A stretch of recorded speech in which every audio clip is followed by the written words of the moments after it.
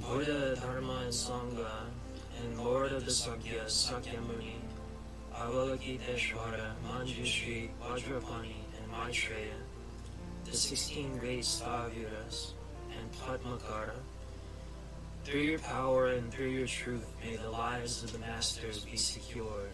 May the Sangha increase and dwell in harmony.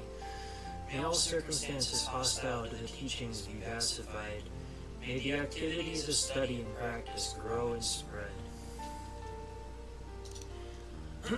Stages of meditating on the 𝕒𝕚𝕙𝕨, the perfection of wisdom. Excellent explanation from the scriptural tradition. A brief guide to the stages of meditating on the general themes of the ornament to the 𝕒𝕚𝕙𝕨 by Patrul Rinpoche. Homage to the Buddha. Homage to the learned and accomplished Indians and Tibetans, who knew the reality of the three wisdoms to be known, trained in the path of the four applications to be taken to heart, and arrived at the Dharmakaya, the fruition to be attained. There are two ways in which a fortunate individual can put into practice the infallible method for realizing the ultimate fruition of the Dharmakaya, namely contemplation and application. Contemplation. There are three things that must be understood for the attitude of bodhicitta to arise correctly in the mind. 1. The ultimate fruition that is to be attained. If we do not understand this, we will not know the focus for the bodhicitta of aspiration. Bodhicitta, I'm not going to comment on this at all, but this is important to know. Bodhicitta means mind of awakening. I like the translation, luminous mind. The enlightenment that you're cultivating, the higher degree of evolution, the spiritual nature.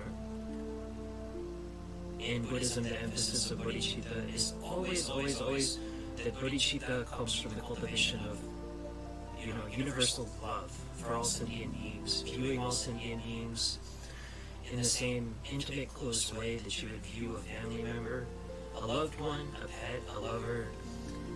And all of these beings have karmic connections with us. So bodhicitta cultivation is adopting the proper attitude towards these sentient beings, which are like our family members, which we have our life from, through, within, and with.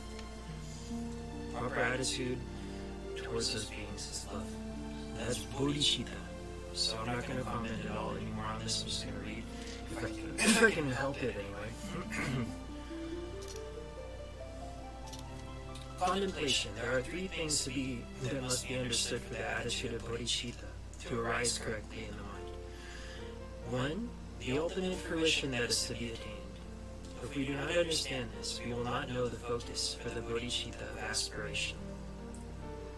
The character of the path by means of which this is attained.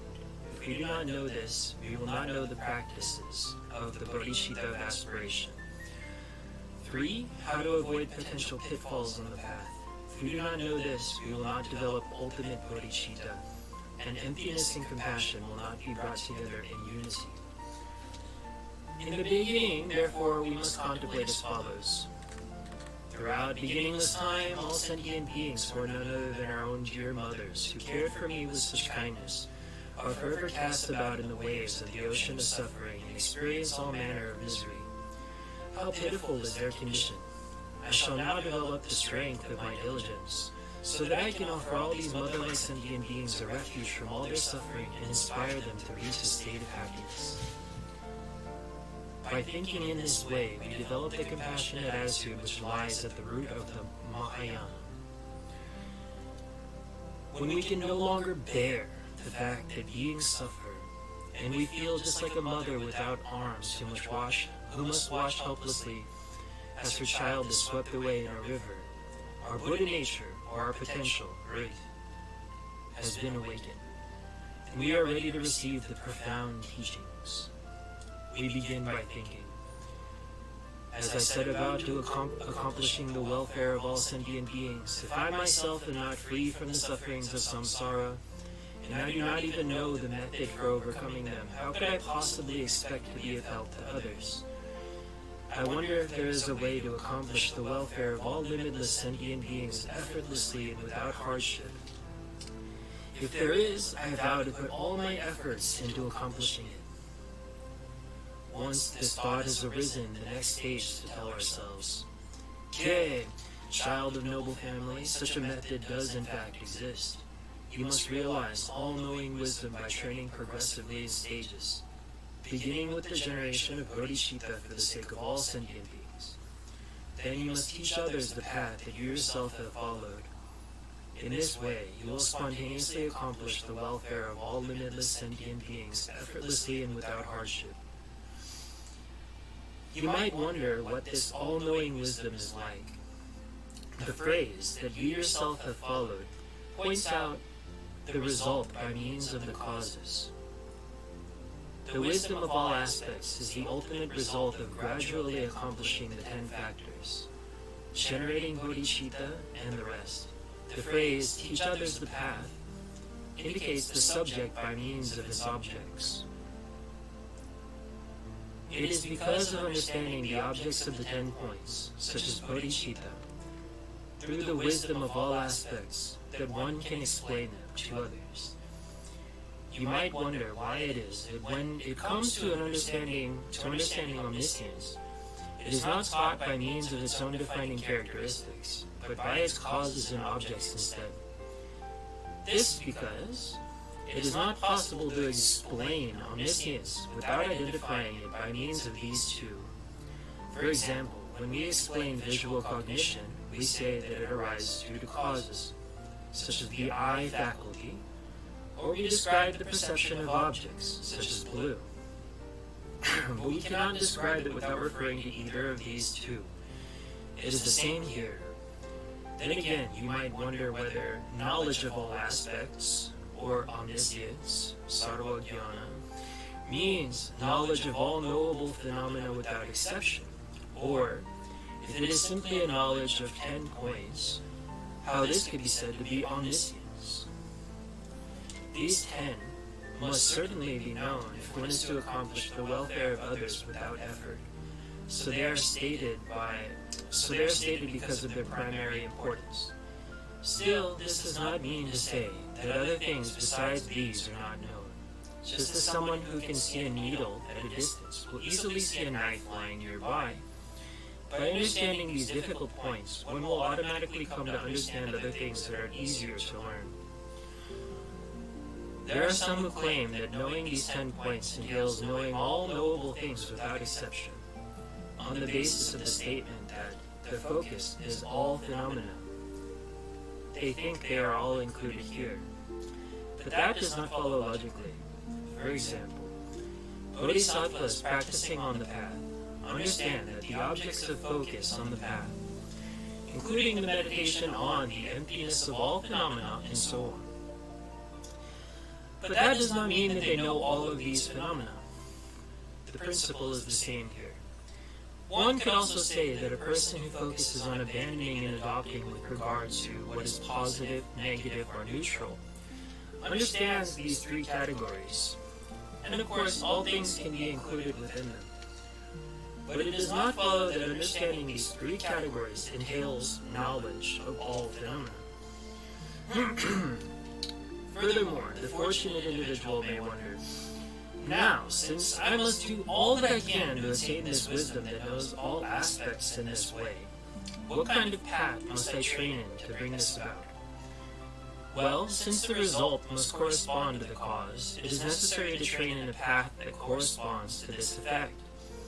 When one is working for the welfare of sentient beings, given that they all have different inclinations and capacities and therefore cannot all follow the same path, it is necessary to understand that all the paths of the three vehicles and to have some direct experience of them, so that one can reveal them to others. With this kind of attitude, one must then train the mind in the wish to benefit others. This becomes the cause for the arising of the bodhicitta of application within the mind. Then the practitioner reflects as follows: towards this end, I shall train myself in the paths of all three vehicles. But since I am pursuing the ultimate Mahayana alone, I will need to understand correctly the distinctions between higher and lower paths, and avoid straying onto lower paths. With this thought, and without parting from the means, that is great compassion, he or she must meditate on the meaning of suchness, in which the bases, the aggregates, skandhas, elements, dhatus, and sense sources, ayatana, are seen to be devoid of the 32 conceptual projections or superimpositions.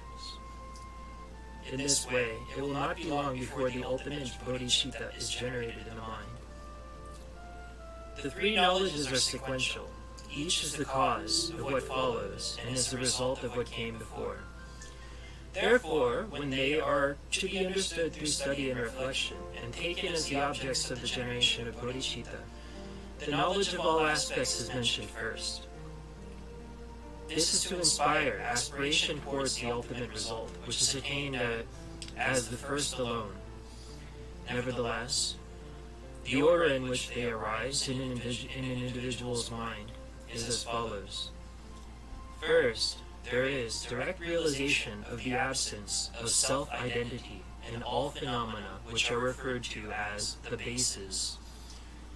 And then the development of the mind, in the mind of extraordinary great compassion, which makes this approach superior to lesser paths. Then there is perfection, maturation, and purification through teaching disciples of the three classes according to their own specific path, and through this the result, which is the knowledge of all aspects, is made evident. In connection with this sequence, at the conclusion of the third session, the text says, likewise this, and also this. Here they are summarized, beginning with the base knowledge. Therefore, since the characteristics of these three are determined without error through study and reflection, after which they are taken as the object of bodhicitta, they are referred to as characteristics, in the context of the summary of 6 realizations, and as the object, the threefold cause, in the context of the summary as 3. Thus, when determining that which is to be known, i.e. the three knowledges, through study and reflection, whether the objects illustrate the subject or the subject illustrates the objects, it is the single wisdom of the knowledge of all aspects alone that examines these dharmas. These dharmas are, of course, the objects of the knowledge of all aspects, but they are also the objects of the path knowledge of the bodhisattvas. Indeed, they are not only objects of these first 2 knowledges, but also of the base knowledge of the Shravakas and Pratyeka Buddhas. Understanding this will serve to cut through any conceptual projections regarding the characteristics of all phenomena included within samsara, nirvana, and the path. When taking these 3 knowledges as the object of bodhicitta, one makes the following vow. As the objects illustrate the subject, I must develop in my own mind all the various types of realization related to the 3 vehicles or 4 types of individuals, so that I can understand these objects and carry out such actions. This then qualifies as genuine bodhicitta, according to the Great Vehicle. As the Ornament of Sutras says, skilled in universality of vehicle and wisdom. Thus, to pledge oneself from the beginning to the universal vehicle and universal wisdom is the supreme commitment. Therefore, when connecting these three knowledges to bodhicitta, they are definitely causes of the bodhicitta of aspiration, and application and ultimate bodhicitta, as explained above. They are also causes of the three stages of interest, intention, and noble intention. According to this sequence, first one develops an interest in pursuing what is to be attained, the knowledge of all aspects. Then one develops the intention to pursue the benefit of others through knowledge of the path, which is the cause of the knowledge of all aspects. Furthermore, by training and avoiding the potential pitfalls of lower paths and not dwelling in either of the two extremes, one's intention is freed from self-interest and one becomes noble intention. It is easy to understand how one engages in the other levels of bodhicitta, such as engagement and the rest. These three knowledges can also relate to the accomplishment of the three jewels in our own minds, as explained in the commentary to the Sublime Continuum. First, teaching the wisdom of Buddhahood through the knowledge of all aspects corresponds to completely and perfectly awakened with regards to all phenomena.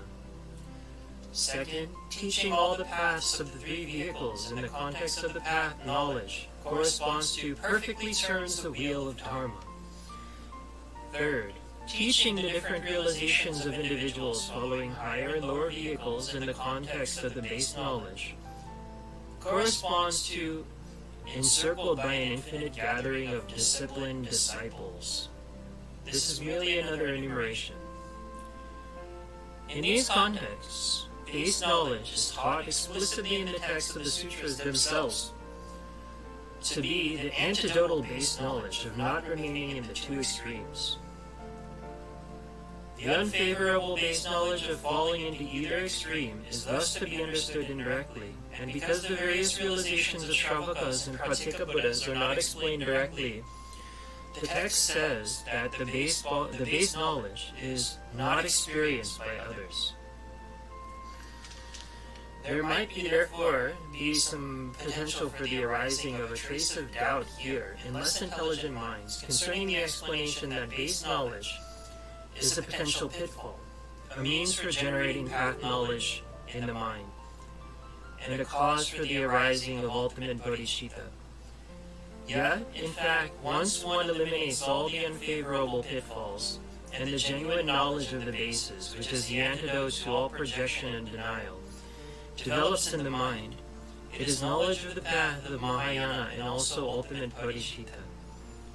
One also gains an understanding of the paths of Shravakas and Pratyeka Buddhas in the process, so there is no contradiction. Moreover, the paths of Shravakas and Pratyeka Buddhas are explained in the context of the path knowledge, so that one might guide individuals of those types. One develops realization of selflessness according to the lesser vehicle, without this conflicting with the path of the greater vehicle, so that one can guide others. The base knowledge to be avoided is taught to be the superimposition of clinging to the true reality possessed by those following the lesser vehicle, which does conflict with the Mahayana approach, as well as the one-sided extreme of quiescence for one's own benefit and so on. Thus the two are not simply reiterated. When these three knowledges are related to the five subsequent realizations, the application of all aspects and the culminating application are mainly applications of base knowledge, whereas the progressive and instantaneous applications are applications of path knowledge, and the resultant dharmakaya is the actual knowledge of all aspects. Therefore, the 8 can be grouped into 3 based on a distinction between contemplation and application. The homage also teaches these 3, which is why it is said that the meaning of the entire scripture is included in the homage. When relating the 4 applications to the 2 knowledges, we use the term mainly.